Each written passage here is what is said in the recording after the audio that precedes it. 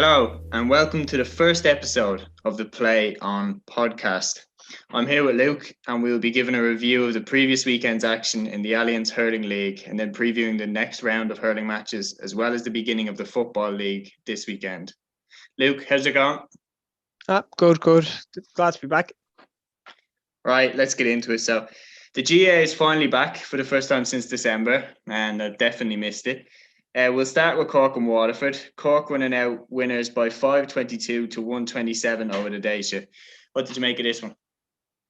Yeah, I enjoyed it. I thought it was a good old game. I thought Cork looked to be very sharp. Actually, I thought there was definite that they amassed improvement from last season. They beefed up. You can see that straight away in the size of some of the lads there, and as well they looked to be that they're more focused on going for goals. The last couple of years, they've been satisfied with just tapping over easy points, and then you see 5 goals straight away. I thought it was a big difference. Yeah, I definitely noticed that about particularly Shane Kingston's goal, the third goal. So he came around the corner and he clearly had a chance to just swing it over the bar and get himself on the score sheet again. But he was clearly thinking, no, I'm going to put the head down. I'm going to go for goal here. And that might be an element of, this is the league. This is a chance for us to try some things out. But you can't ignore that Cork did look ruthless, I think, particularly at the end. Alan Connolly coming off the bench, getting 2 goals. They seemed to punish every mistake that Waterford made. Particularly, I thought the first goal from Cork was really fluid. Robbie O'Flynn's goal coming all the way from Tim O'Mahony's catch. Nice interplay with Darragh Fitzgibbon as well. And then O'Flynn's finish was just superb. Yeah, absolutely. And I thought that, I think if you can even look at since Donald O'Grady's came in there, you look at the way the defence has gone. I thought the 2 cornerbacks, Sean O'Donoghue, Niall O'Leary, I thought as well, they looked a lot bigger and they looked a lot more solid kind of. I know there was a late goal kind of at the end, but other than that, Waterford didn't really threaten for goals the entire game. And I thought, like Cork, they've had these problems with fellas running through the center of their defence the whole time kind of. And I think this is definitely something that they're going to try and address this year now, that you can see already in the first game of the league, not much training done, that you can already see a massed improvement there. And I know there was the late goals kind of ran in, but Waterford scored the last 1-3 from play. And other than that, I thought that Cork's defence were well on top all game. Yeah, I agree with that. And the thing that I find interesting about Cork is definitely in their core of their defence. If you're talking about who's going to be their fullback, is it going to be Damien Cahalan? He was there today and he was their fullback the last time I thought that a Cork team could really win the All-Ireland. That was 2018 when they lost to Limerick in the semi-final. He's back there again. I'm not sure how long he will be there. Obviously, Robert Downey is kind of floating around. He has played a few games at fullback and centre half back for Cork. I think so too. And they've come Splan as well to come back into. They've options there in that fullback position, but they need, I think if Cork want to go on a run, they need to sort out the spine of that defence, and that's been the weakness kind of for them. And I know Coleman was named at centre half back, but he was kind of sitting back a bit deeper, and then O'Mahony was kind of gone in centre half back a little bit. So it's like it worked well at the weekend, but it's very early to say if that's the long-term solution and like what exactly they're going to do there. Yeah, and that is the truth, is that if Cork sort out the defence, they will be able to really launch an assault on the All-Ireland, because up forward again, Patrick Horgan is, in my view, one of the most consistent hurlers that I've ever seen. He's unbelievable. Since he came onto the scene, he's been just racking up massive tallies every season, even when Cork haven't made it too far in the championship. Seamus Hannity as well has maintained a really level of excellence. And then Robbie O'Flynn and Luke Meade look really good in half forwards. I'd see it almost as you've got Declan Dalton and Alan Cadigan to come back in. And then you have Jack O'Connor there. He looks really good. You have Shane Barrett. You have Alan Connolly, who got the brace.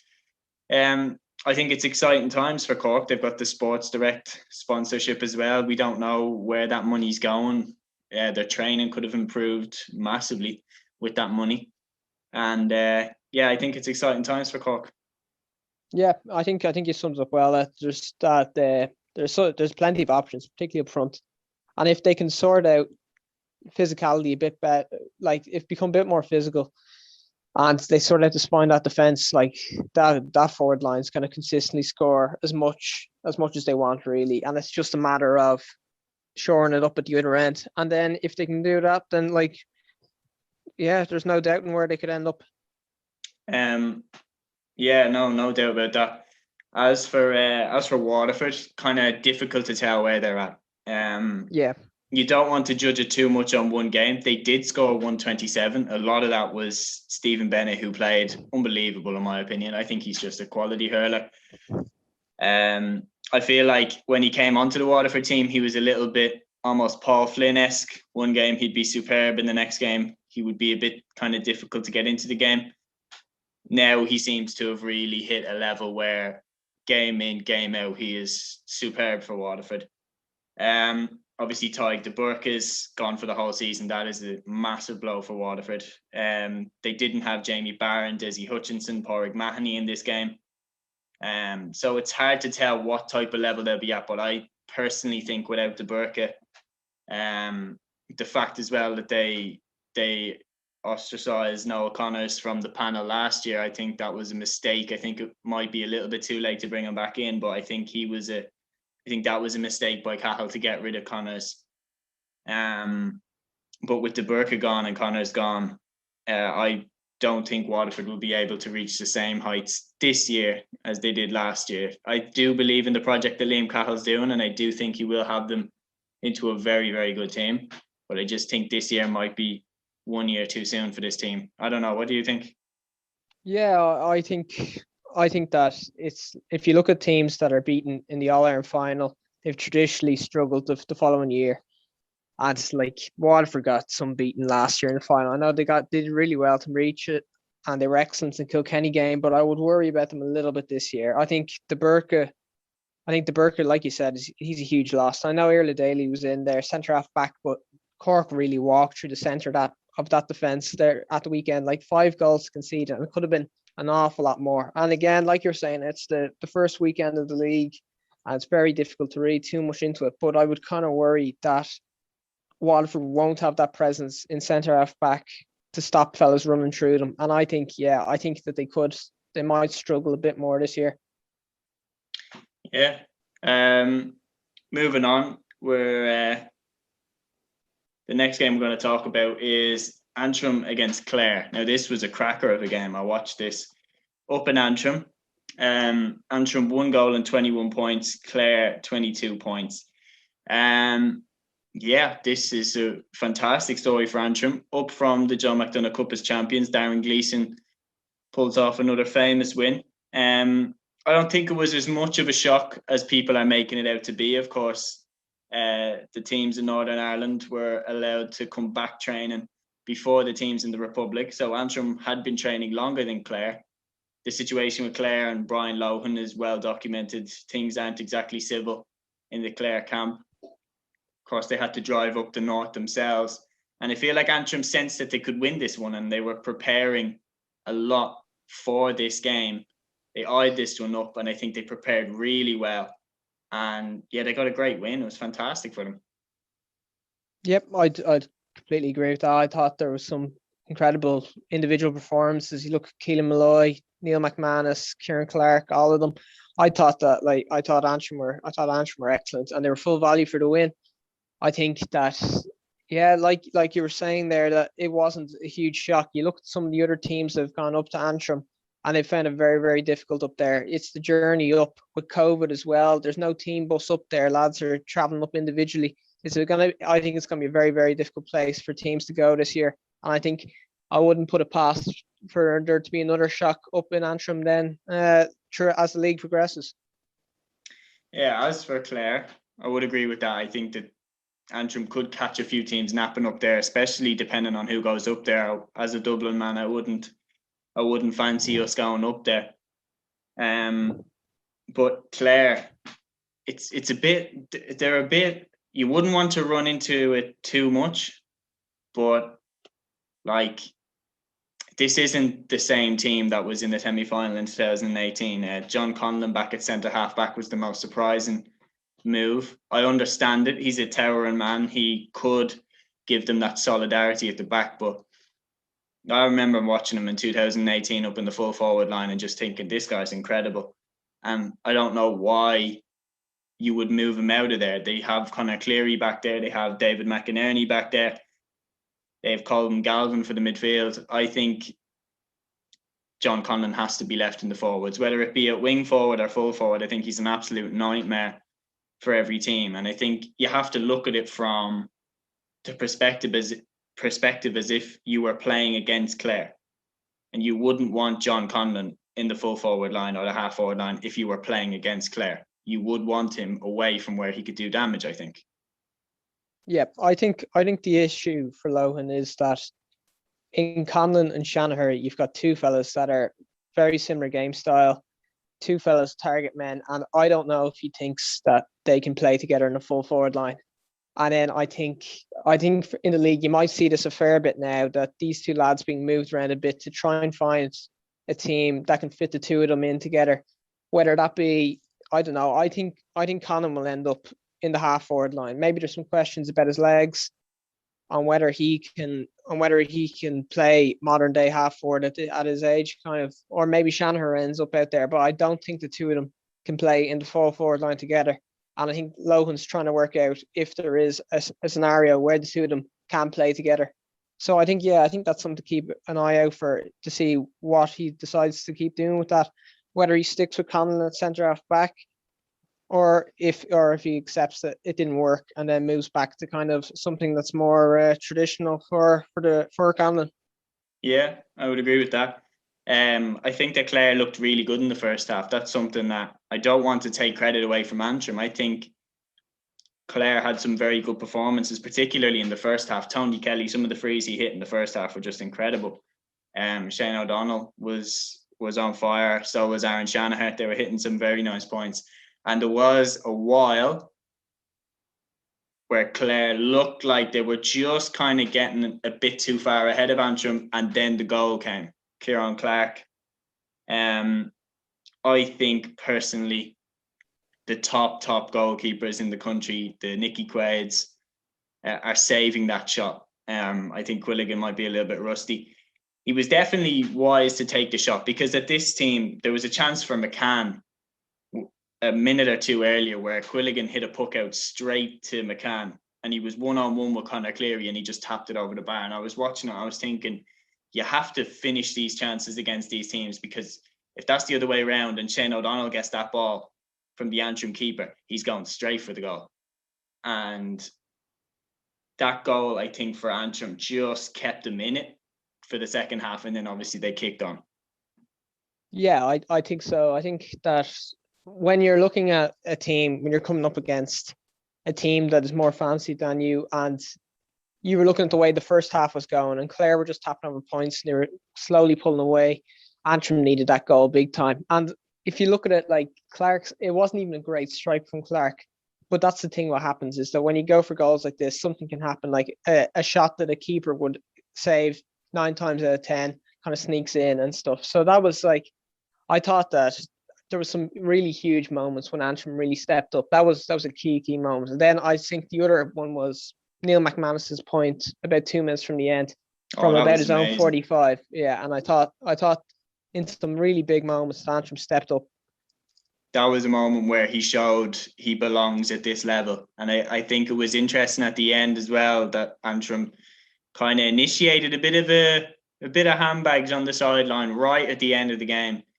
And I felt like it was them laying down a marker of like, we're not playing here, we're here to stay. And I think there has been, we'll get on to Laois later and obviously Carlow before, there has been a trend with teams coming up, doing well in their first year, getting a couple of wins, like Laois's win over Dublin obviously is the one that stands out as that. And then they fall away and they don't tend to come back as strong the year after. Antrim, I feel like, really want to make a statement here that they have the massive population, that if they can get them engaged, they want to stay here. They've got a proud hurling heritage. They've class players. Like, that's the thing. Neil McManus, Kieran Clark, Burke at centre half back, Keelan Malloy midfield. They all stood up when Antrim needed them to stand up.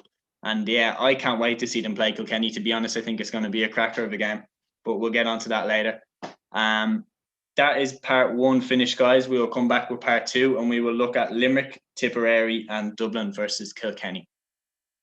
Pan. Hi everyone, welcome back to part two of the Play On podcast. In this part, we'll be looking at Limerick versus Tipperary and Dublin versus Kilkenny.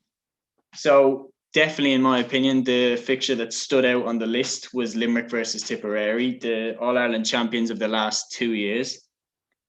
Didn't live up, to be honest, to the expectations that I had.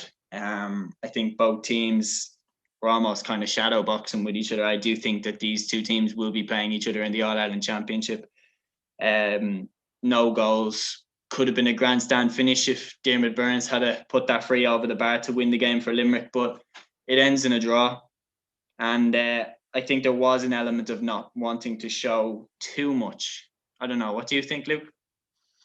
I thought there was no score from play for Tips. They had 5 shots from play in the second half and they missed them all. So I think Tip really missed an opportunity there to kind of catch Limerick when they were slightly rusty.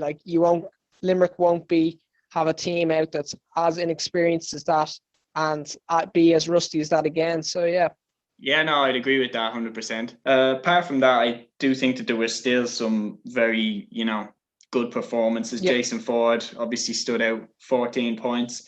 A lot of them from frees, but I do still think he's a class act. He's a very naturally gifted hurler. As for Limerick, Adrian Breen, Seamus Flanagan both look good. They found a new one there with Adrian Breen. He did win man of the match in one of the club finals. So he has been on the scene for a couple of years, but he just hasn't really got into the Limerick team. Definitely the most interesting thing about their selection was that Kyle Hayes was at centre half back. Now, he has been, obviously centre half back has been well documented in the under 21 teams, but God knows where he'll end up this year, because if Limerick get back to full strength, Mike Casey could come back and try and make fullback. Does that mean that Dan Morrissey goes out to the wing? And if so, does that mean that Kyle Hayes goes back into the forwards? And if so, who drops out? I think it would be very interesting to see where he ends up. Personally, I think Limerick looked unbelievable with Kyle Hayes at wing back. I think that half back line of Burns, Declan Hannon and Hayes was just unstoppable last year. Yeah, I think it just shows the flexibility that they've kind of developed there now, that he can play. He's played midfield in games as well. I think they've so much options with him now that they can kind of look at who they're playing on a week-to-week basis, and then they can think which matchup would suit best. Where can we put Kyle Hayes that will cause the most bother for the opposition? So they've so many options now, and it's very formidable for the rest of the teams coming into the championship this year. Yeah, we're talking about Limerick playing not their best game here, and they still didn't lose. I think Tipperary, as you said, missed a step in getting a bit of a psychological advantage on them, because I do think, am I correct in saying that these two are on the opposite side of the draw? So I do think that this could be a potential Munster final. Yeah, Munster final, yeah. And Tipperary have failed to beat Limerick. They got beaten out the gate by them last year in the championship in the pouring rain. And then even the year that Tipperary won the All-Ireland, Limerick beat them in the Munster final. And I do think that Kilkenny getting Limerick out of the way in the semi-final did kind of set Tip up for the All-Ireland. But I do think it'll be very interesting to see how these teams go. Tipperary's big problem seems to be that they can't, or they're stalling on getting these under 21 players into the team. Jake Morris is the only one that I've seen now consistently getting a game, and he's not stepping up as much as people thought he would, particularly in this game. I do think Liam Sheedy is the man to do it. Back in 2010, of course, he brought through a lot of under 21 players like Paddy Maher, like Noel McGrath, into a team that was about to dethrone, in my opinion, the best hurling team of all time in Brian Cody's Kilkenny. So I do think he's the man to do it, but I think he has to kind of do it now. I think these guys have to be brought in. I think Tipperary need to kind of move on to this new team while keeping the guidance there from the likes of Seamus Callan and Brendan Maher and so on. Yeah, I think it's a good point. I think a lot of people kind of expected the likes of Paddy Cadell maybe to make a push through this year. There's all these fellas like Mark Keogh that they've all had this success at like Fitzgibbon level. They've had all the success coming through, but they haven't really made the jump to senior yet. And then, Tip's still kind of reliant on the older fellas a little bit. So yeah, Sheedy seems to be kind of cautious bringing them through. I know Brian O'Mara started and picked up a bad enough injury towards the end. I think it was a broken arm. But yeah, I think the team that's going to be out this year is going to be very similar to the one that's been out for the last 4 or 5 years. Yeah, I would agree with that. And I think it would be very interesting to see these two teams play later on down the line, potentially if they do play each other in the Munster final, which at this stage, hindsight obviously is a wonderful thing, but at this stage, I would pick this to be the Munster final. Yeah, I think especially with Cork Limerick in the first round of Munster is starting to look very, very appetising fixture already. Yeah, already, yeah.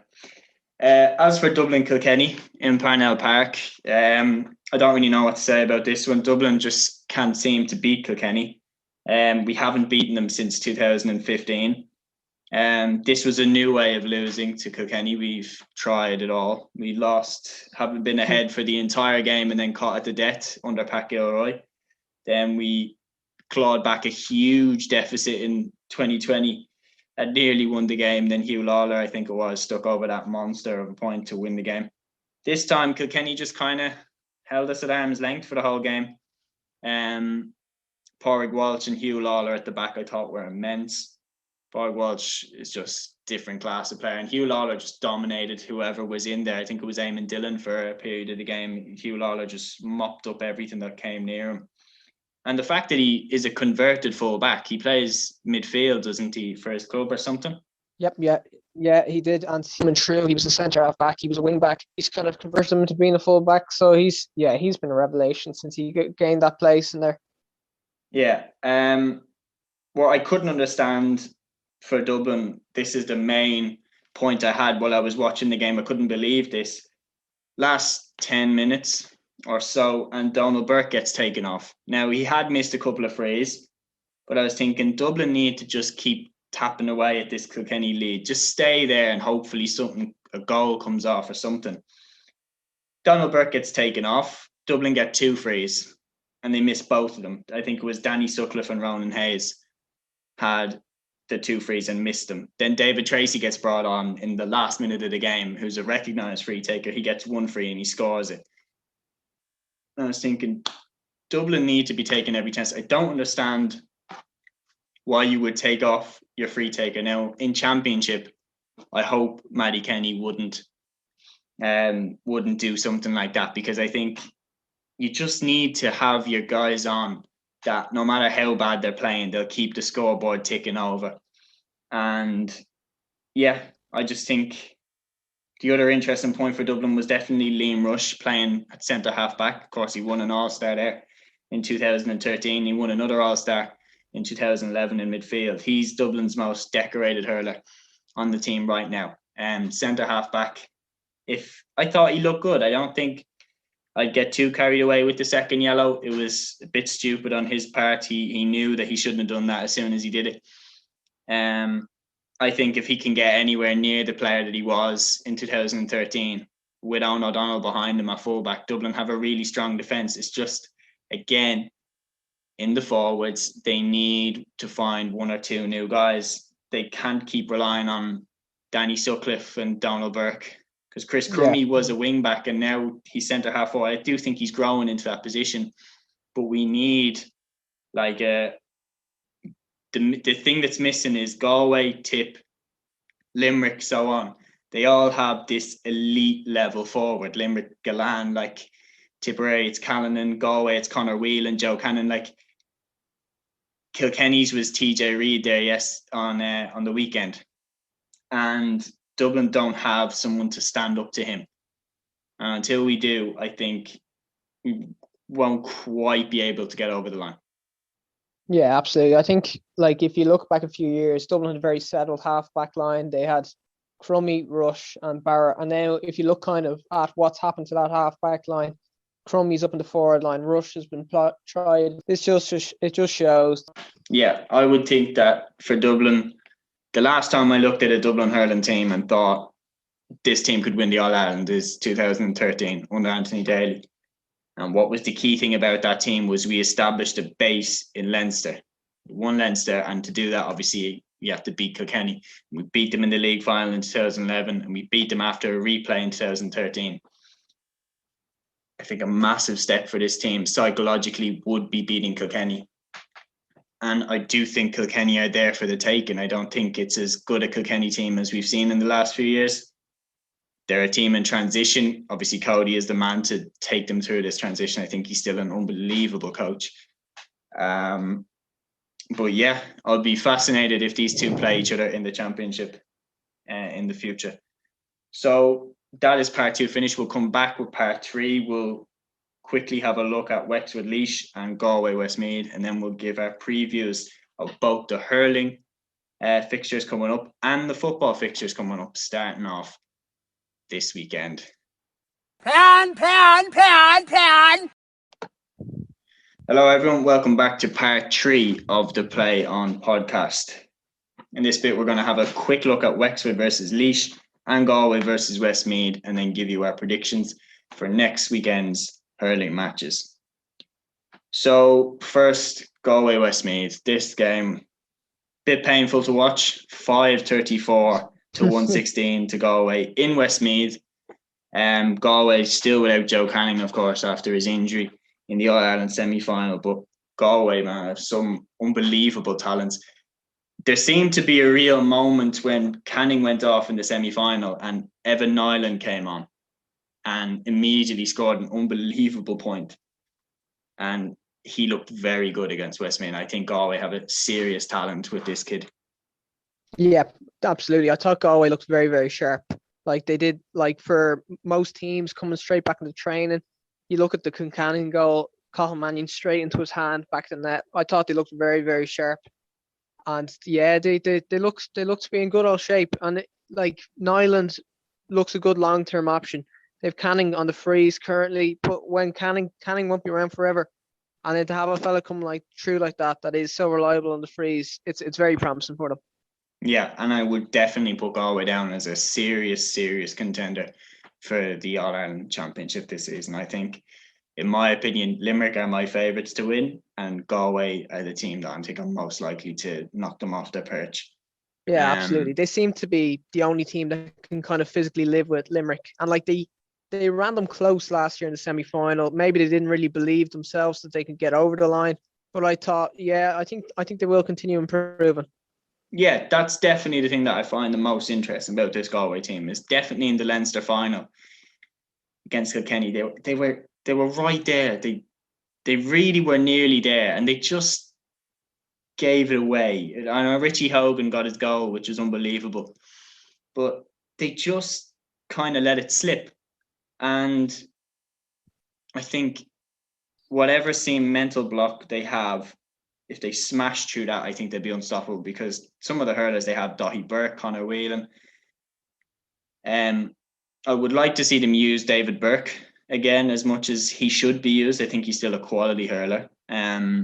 They seemed to drop him for some games last year, which absolutely baffled me, because I think he's one of the most talented midfielders I've seen. But no, definitely Galway one to keep an eye on if Shane O'Neill can put them all in a team which suits their system. As for Wexford against Laois, 4 goals and 17 points for Wexford, 10 points for Laois. Laois quite disappointing. Of course, this is their first game where we've really seen them without Eddie Brennan. And to be honest, I didn't really like the look of them too much without Brennan. Cheddar Plunkett's in charge. He's a great manager. He was the one who made serious strides with Laois initially. But to be fair to Wexford, they can only beat what's in front of them, and they did beat them. Some new faces in the Wexford team, of course. Gavin Bailey was man of the match. Conor Hearn in midfield, 2 goals from Mikey Dwyer. How do you think they both looked? Yeah, I think that was really important for Wexford. That if you look over the last few years, the starting 15, like it's kind of got stale. It's very predictable, and that kind of an influx of young lads coming through that are performing can only be seen as a good thing. So I think Davy wasn't really happy up to a serious like point of about 50 minutes into it, and then the last 20 minutes they really pushed on. But I don't know. I think it's good signs for Davy, and then as much squad competition in the squad you can get, like, is going to only stand for them later in the year. Yeah, no doubt about that. So there's the wrap of the Division 1A and B matches that were on this weekend. And now we're going to look ahead to next weekend. The first game on Saturday is down in Laois. It's Laois versus Dublin. So who do you think is going to win this one? Yeah, I think this is a good game for Dublin to bounce back from. I don't know. I thought Laois really struggled against Wexford, and although Dublin didn't look like they were going to be free scoring, I'm going to back them to get over the line against Laois by a few points. Yeah, I would completely agree with that. I think Matty Kenny has had enough time in charge of Dublin to get them ready to win a game like this. I think if Dublin want to be taken serious in any capacity to win Leinster or win the All-Ireland, they should go down and do what Wexford did to Laois. Dublin have to be seen as a team that can beat Wexford. So Wexford went down there and beat Laois quite easy. I know it was in Wexford, but Dublin have to do the same. There's no other way about it for me. Tipperary against Cork in Semple Stadium, also on Saturday. That's a cracker of a game. Yeah, I think that's one of the games of the weekend now. And I thought Cork, like, there's a lot of optimism. Like, this is a condensed calendar this year. And for Cork to look so sharp and so strong early, and like we're a month and a bit away from the start championship. So yeah, it's promising signs for Cork. So this is a really important game for them to see if they if this is a trend now, and that if they have really kind of turned the corner a bit now. So yeah, I think they'll get over the line against Tip. I think they'll. I thought Tip, kind of their forwards, like we already said, their forwards struggled last week, whereas Cork's looked completely free scoring, and I'm going to go with Cork to win in another shootout. Yep, I'd agree with that. I think Cork are riding the crest of a wave, and I think they'll catch Tip a bit cold, and I think Cork are going to get the job done. That's my game that I'm definitely going to watch on Saturday. But the tastiest match in terms of a rivalry, funnily enough, is Clare against Wexford, and this is only because of Brian Lohan and Davy Fitzgerald. Of course, it's well documented that they don't like each other. I'm not really quite so sure why. I don't know if you know anything about why they don't really like each other. Yeah, I think it goes back to kind of like, it's well documented, I suppose, that Fitzgibbon Cup game when Davy was up to all sorts, I suppose, to try and to psych up his lads, kind of. And yeah, there was the famous story about them emerging before the game through the forest behind the goals and stuff, and running straight through Lohan's warm up and everything. But it's yeah, I think it was I think it started from there, and then there, like has been evident throughout the entire kind of off season, is that there's serious issues between Lohan and Davy Fitz's father in the county board and stuff as well. So I think they're definitely not in the greatest of terms. So it does make it kind of it makes it interesting. Emerging from the forest is one of the most Davy Fitzgerald things I've ever heard. Yeah, it's a vivid image. But I think Wexford looked good against Laois in the second half. They didn't look great in the first half, but I think Davy, as we've documented, I think he'll want to win this one. And I think Lee Chin is going to start. I think Wexford will throw everything at the wall for this one. Yeah, Clare a little bit on the ropes. But here's the other thing, is that when they're on the ropes, everyone is going to write Clare off after their loss to Antrim. So Clare might bounce back and smash Wexford out the gate. We don't know. I think this is the most difficult one to call. Yeah, I think that Clare, I'm going to go Clare to bounce back this weekend. I think that they've kind of had the upper hand on Wexford. If you look at all the recent kind of fixtures Lohan seemed to have got a fair few results against Wexford recently, and I think I wouldn't read too much into the loss up in Antrim. I think a lot of teams struggle up there, so I'm going to go Clare to bounce back at home. Yeah, personally, I'm going to go Davy Fitz will get the job done with Wexford. Not by much, but I think Clare again will be too reliant on Tony Kelly. But I think I wouldn't be surprised if Clare got the job done. Antrim versus Kilkenny is also on Sunday. 1:30 up in Nolan Park in Kilkenny. So Antrim's reward for beating Clare is they now have to go down to Nolan Park to play Kilkenny. Yeah, I think it's going to be it'll be a much tougher fixture for them.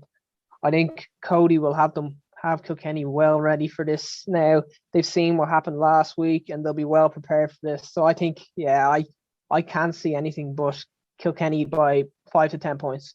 Yeah, same here.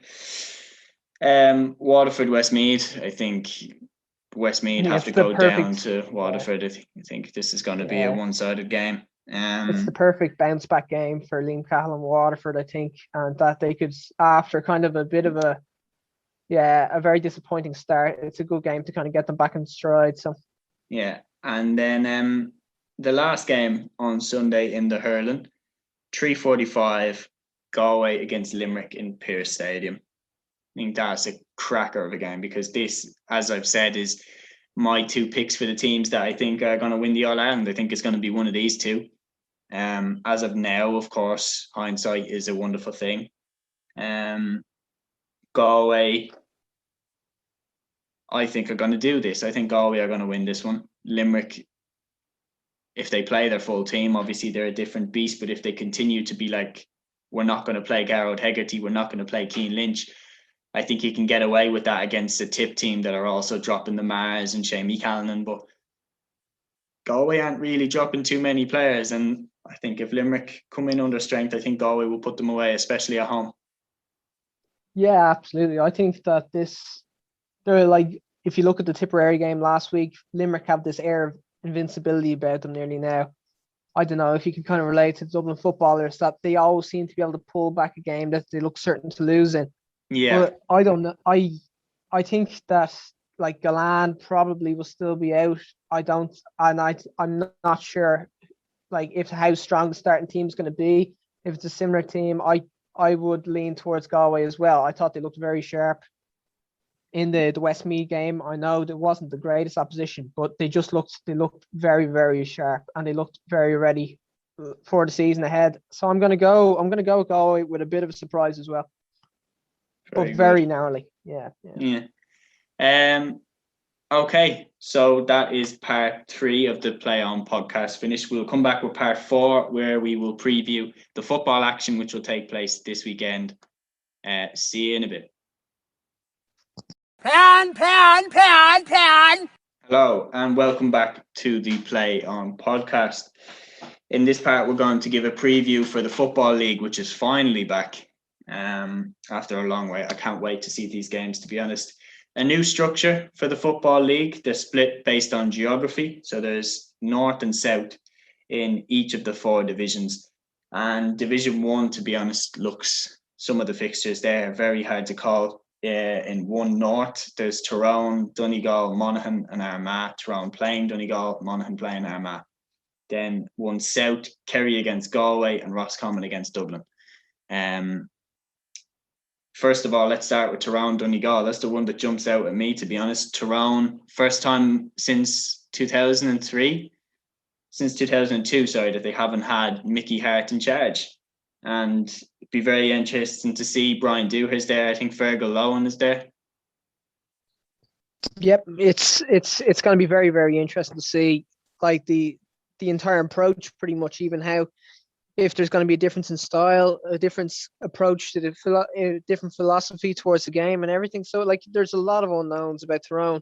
So I think everyone's very keen to watch this Donegal game at the weekends just to see how things have kind of started to evolve since Mickey Hart's obviously moved on. Yeah. Sorry, Fergal Logan is the Tyrone manager, not Lohan. Yep. I think it'll be very interesting to see, Tyrone, how will they change up the game? I think Tyrone this is the key thing, is that they had Conor McKenna last year and he looked fantastic, but they had him at a time where they didn't have Cathal McShane. And the year before, Cathal McShane looked unbelievable at full forward. I'm thinking if they can get both of them playing together, I think that would be unbelievable. One player who was a mercurial talent in Tyrone, and I'd love to see him play for Tyrone, and I hope he comes in under Logan and Dooher, is Lee Brennan. I think he's a fantastic player, and I think he's a real electric, very quick, very James O'Donoghue-esque, and I think Tyrone should get him into the panel because I think he has a bit of the X factor about him. Absolutely, and I think if you throw in the likes of the Manny Donnellys and the Peter Harts as well up there, and you're looking at a very, very dangerous forward line already there. So there's a lot to work with up in Tyrone. Yeah. As for Donegal, of course, they lost the Ulster title last year. They should have won it, in my opinion. I think they were waiting for Cavan to get scared in that Ulster final, and Cavan didn't flinch, and then hence Donegal lost their title. I think Donegal went in too confident, not starting Kieran Thompson, for example, taking Paddy McBurty off. They were just expecting Cavan to fold, and Cavan didn't. This year, I feel like they'll be a bit more of a wounded animal. They have the mental advantage that they seem to beat Tyrone more often than they lose to them now. But I think Dooher and Logan coming in are going to be really determined to turn this, and I think they'll use this game as a psychological step on Donegal, and I think Tyrone are going to get the win this weekend. Yeah, absolutely. It'll definitely be interesting to watch. Obviously, very hard to tell where teams are at with the pandemic. We don't know what level of training teams have been doing, kind of. So it's a difficult one to know. But yeah, it's certainly interesting to see how Tyrone, any changes that Tyrone have made, and as well to see if Donegal have made any radical changes to try and overcome the disappointment of last year too. Of course, the difficult thing for Monaghan and Armagh is, I think, regardless of the result between Tyrone and Donegal, I still think Tyrone and Donegal are going to top this group. Of course, the structure is that the top two teams in both the North and South groups go into semi-finals of the league, and the bottom two teams in the group play semi-finals against the teams in the other group to decide who is relegated. I think Tyrone and Donegal will top the group in one North.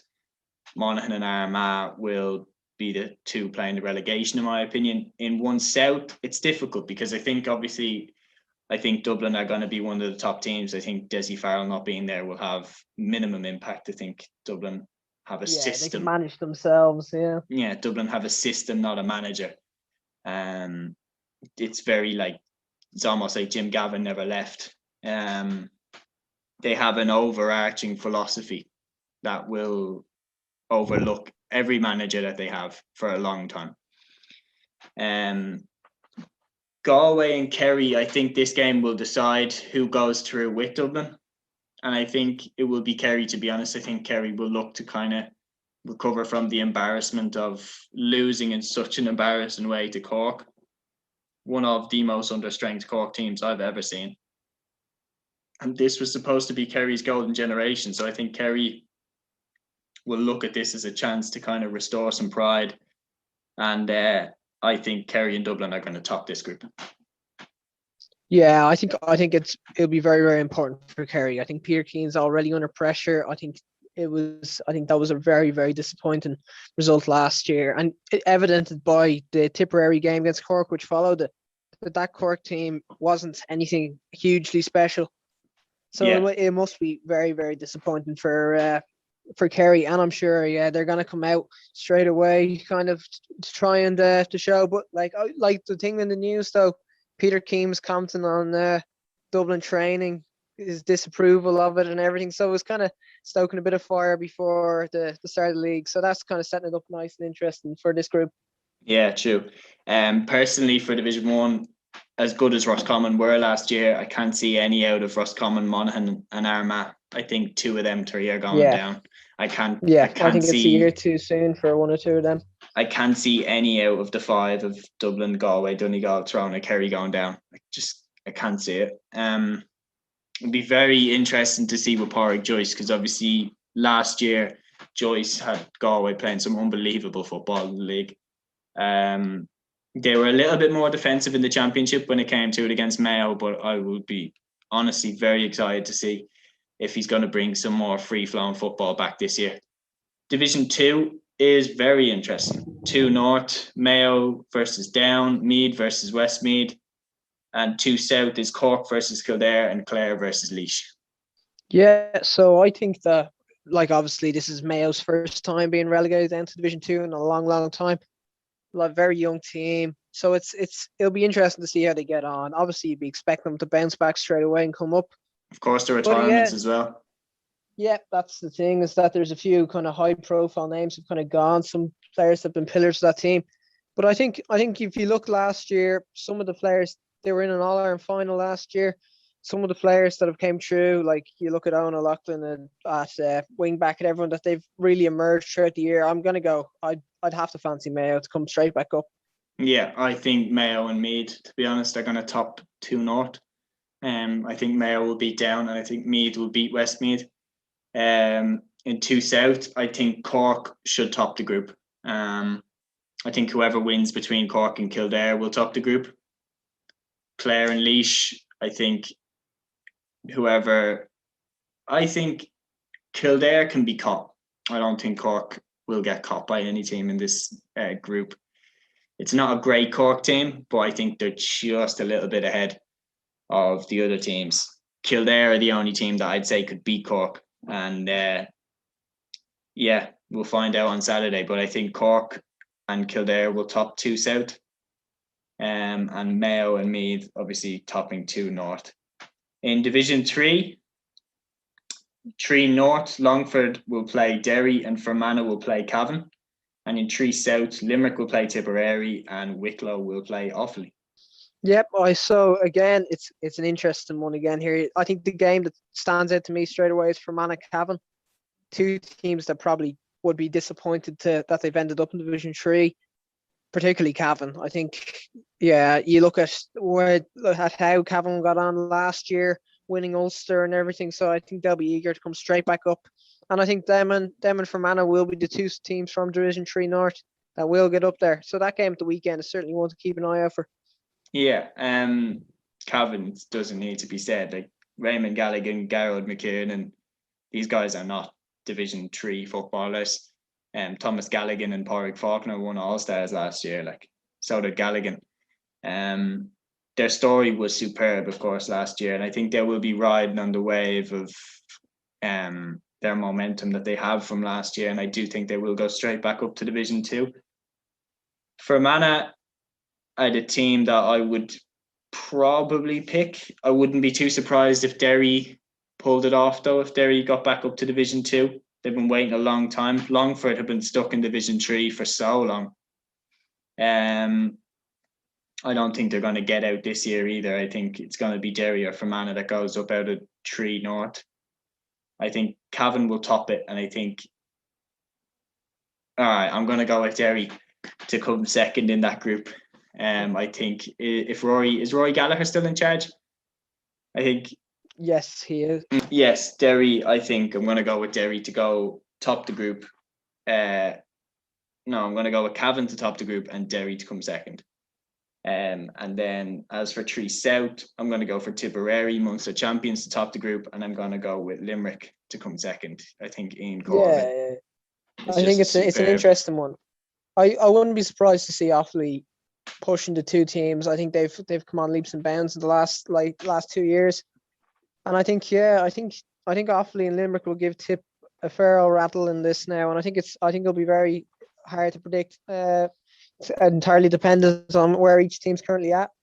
Yeah, of course. And Offaly had that wonder kid, Keane Johnson, I want to say his name is. A few years ago, was a lot of hype about this guy, and he hasn't quite settled into the seniors. And I think if John Maughan can get him learning off the likes of Niall McNamee, who's been around and done it for years and been a world-class player, I think Offaly have got a gem there in Johnson. But I would pick, I think the 2 teams to be promoted then, I think Tipperary and Cavan for me. will be the two teams that get promoted from Division 3. As for Division 4, there is no London in Division 4 this year because of the coronavirus. Louth are playing Antrim in 4 North, and Sligo are playing Leitrim in 4 North. And as for 4 South, Wexford are in with Waterford and Carlow, but Wexford are having their week out, so Waterford are playing Carlow. I think Carlow will top 4 South. I like Neil Carew. I think he's playing a more adventurous style with a very defensive team. Obviously, the roots of Turlock O'Brien and Stephen Poacher are still there, but Neil Carew is trying to get them attacking a bit more. And I think he was talking about getting them back training as soon as they lost their championship match. So he's clearly dedicated to the cause, and I think Carlow are going to top the group. As for 4 North, I don't know how Antrim didn't get promoted last year. They were right there.